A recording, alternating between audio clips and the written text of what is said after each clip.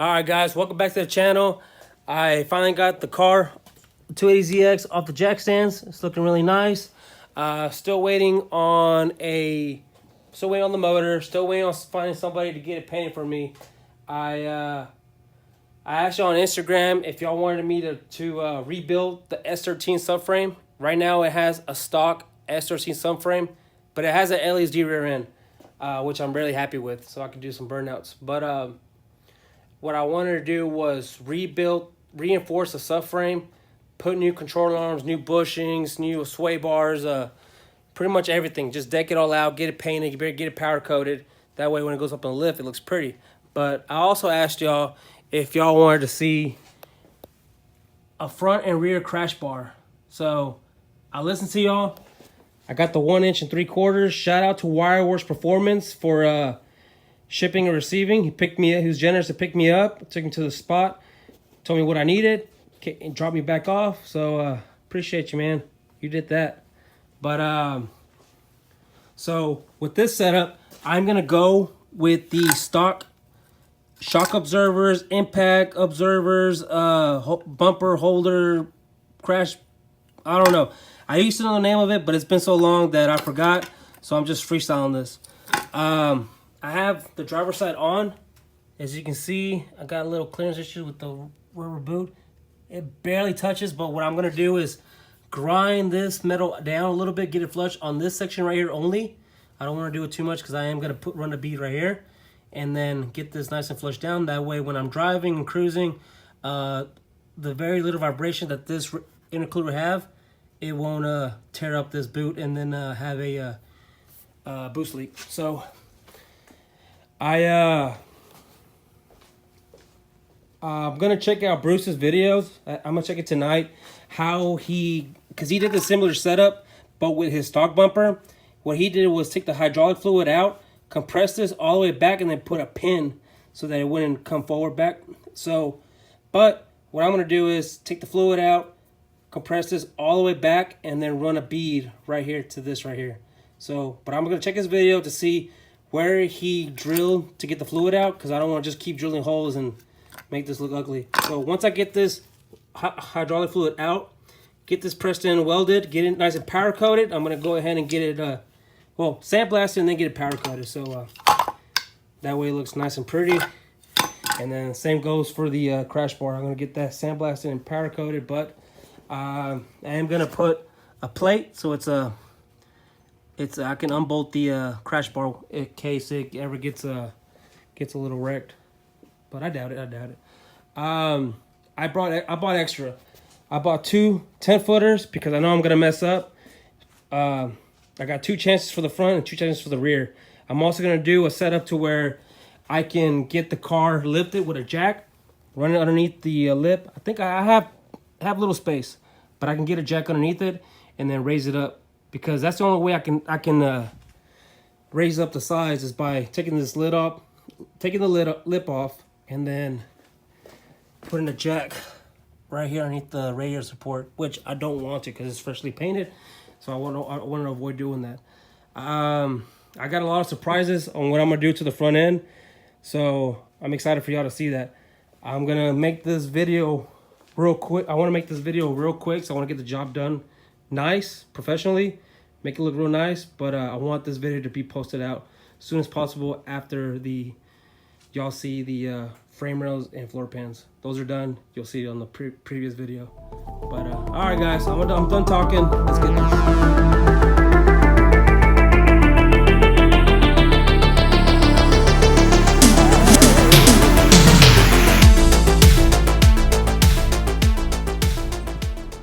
Alright, so this is where I'm at so far. I don't know if I like that at all. Obviously, it's going to be longer, but I cut out this 4 foot because tomorrow I'm taking it to Wireworks. Cut it off on cut it in half, and then I have to have 2 bends. One is going to be for the hood. I still got to find out the degree. I'll check that out tomorrow. And then check out the Paul has some those little, dude, I'm so fucking tired. I can't even think right. These fiberglass headlights, these things, okay? These things. So the hood, the bend for the hood, and then the bend for the for that. So got to figure that out tomorrow. So that's why I'm taking 2 of these. Obviously I should take more because just in case I mess it up, but I'm gonna risk it, you know. But I don't like the way it came. I don't like the way. Okay, so let me just explain this. This is not as far as back as I want it to be. I want this to be as far as back as possible, so I can put at least a 2 to a 4-inch pipe right here in the middle, but that's not gonna work out. So right now I feel like it's too flush. I want it to pop out a little bit more, especially from the lip. So what I really need to do is put the hood on and see exactly how far out I need to come. Hopefully I could put a 1-inch gap between it and put a plate so I can bolt this off on and out. Worst come to worst, I may have to use the actual stock bumper holder, whatever you want to call this, as the bumper, as a crash bar. So that means I will have to cut this off and actually bring. Hold on. I had it coming out. Well, it comes out. So either that, bring this out, and then have it flush to where I want it. So I'm gonna stop right now before think of doing something crazy with this and then regret it. So I'm just gonna chill, sleep on it, think about it, meditate on it, and then go from there. So tomorrow, hopefully tomorrow's a good day. All right, guys.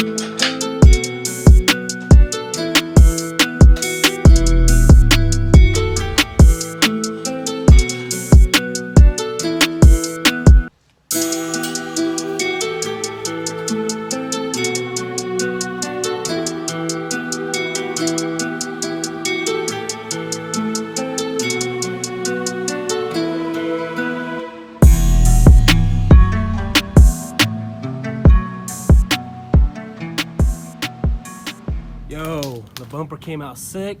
Finally took the hood out because I got everything flushed.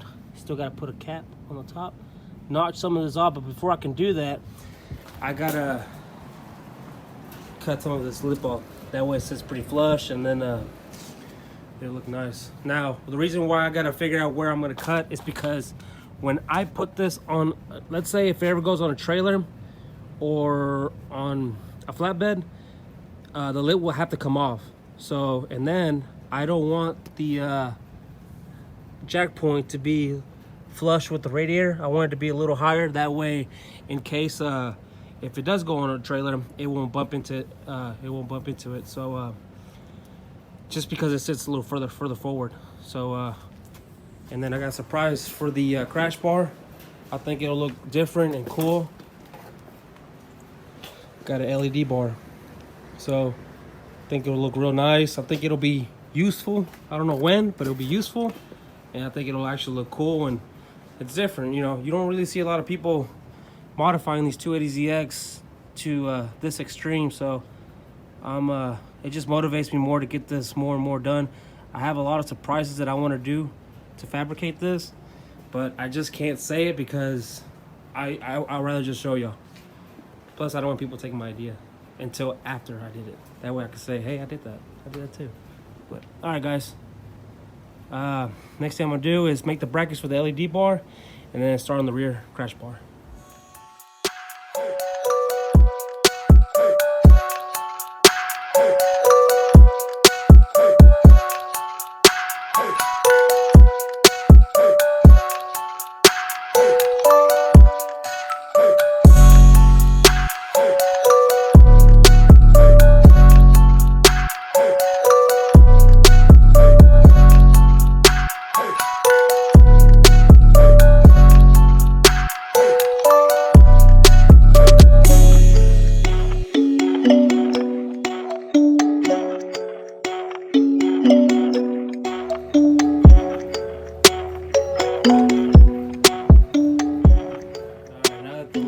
Air dam is on there.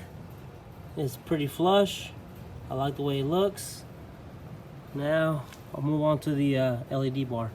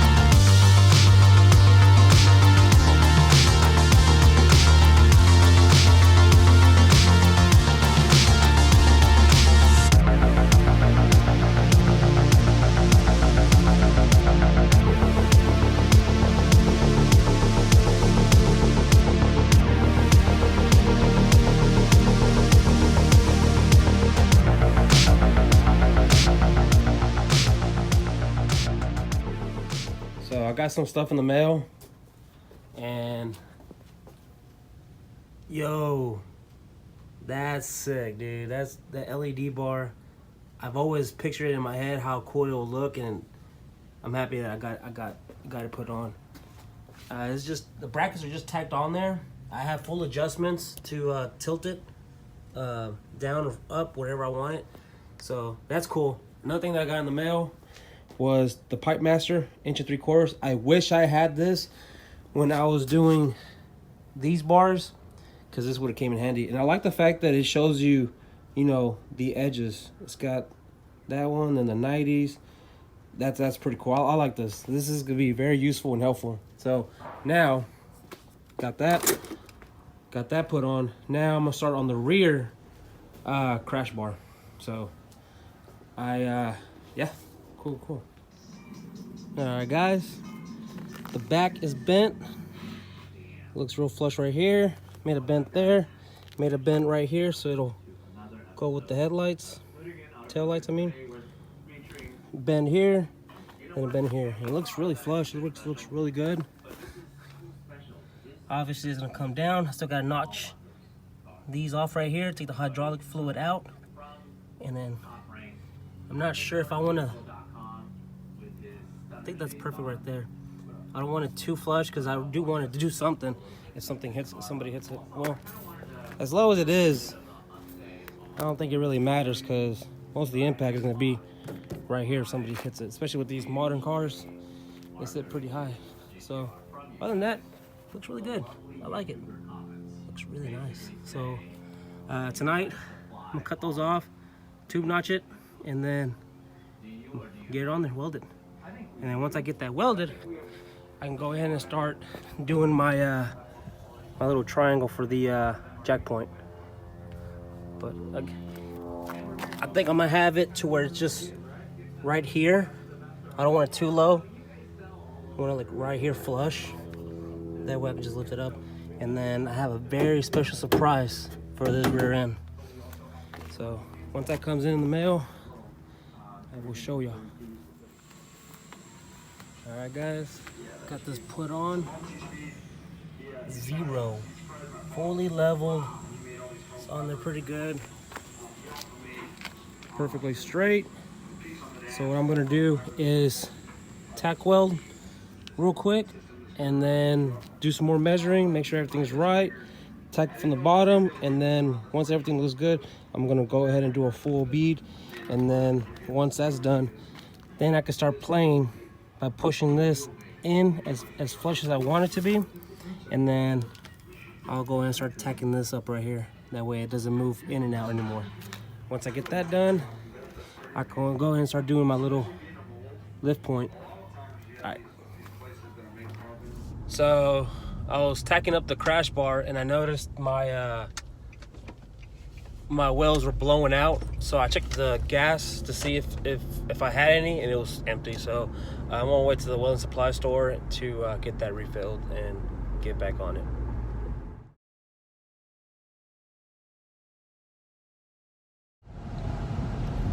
I'm almost home. Just a little backstory about Terran Welding Supply. When I was first getting to TIG welding, I asked Paul that I was ready to purchase my own TIG welding machine, and he recommended me to Terran Welding Supplies.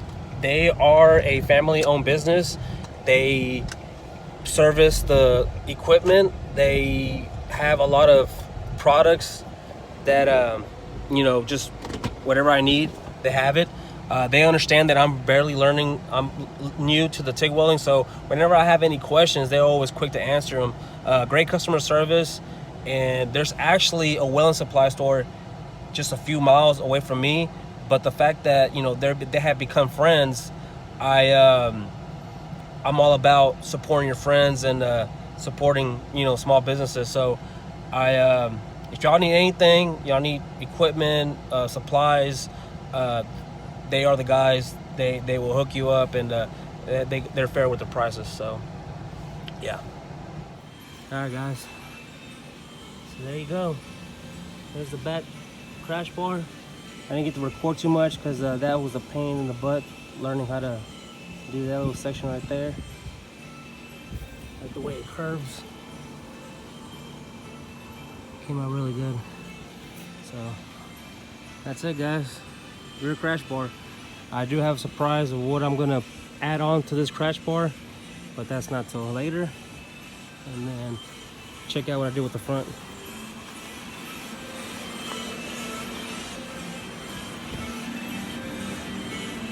Got the LED bar, so looks really nice. So what I'm gonna do now is get this removed, get it all welded, get it sent out for sandblasting, and then powder coated. So same for the rear. This is gonna get sent out for sandblasting and powder coated. Don't know what color yet, but I think it's gonna be either wrinkle black or a gloss black. So we'll see. All right, guys. Thank you for watching.